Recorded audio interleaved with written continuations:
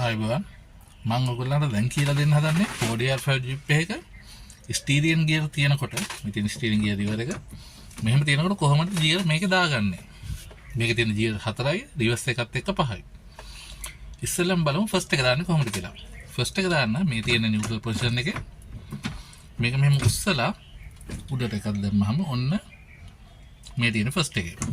ඔය තියෙන ෆස්ට් එකේ ඊට පස්සේ සෙකන්ඩ් එකට ඔන්න මම ආයි නියුට්‍රල් පොසිෂන් එකේ උස්සලම මේ ලිවර් එක උස්සලා මෙහෙට ගෙනාවම ඔන්න සෙකන්ඩ් එක ඊට පස්සේ ආයි මෙහෙම නියුට්‍රල් පොසිෂන් එක පොඩ්ඩක් පහත් කරලා ඉස්සරහට එකක් දැම්මාම 3 ආයි එහෙමම නියුට්‍රල් පොසිෂන් එකට ගෙනාවා එහෙමම එක පැත්තට දැම්මාම 4 ඔය තමයි ගියර් 4 ආයි පෙන්නන්න ඔන්න ලිවර් එක ඉස්සුවා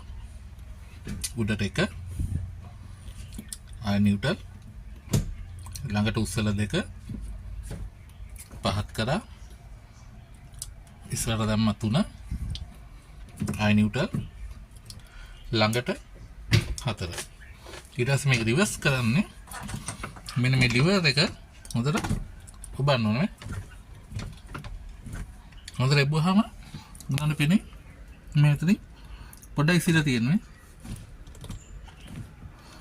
මෙන්න මේ මිස් වුණාම පෑඟ පැත්තට නෙමෙයි පැත්තට මොන රිවර්ස් එක වැටෙනවා නයි ඔන්නක තමයි රිවර්ස් එක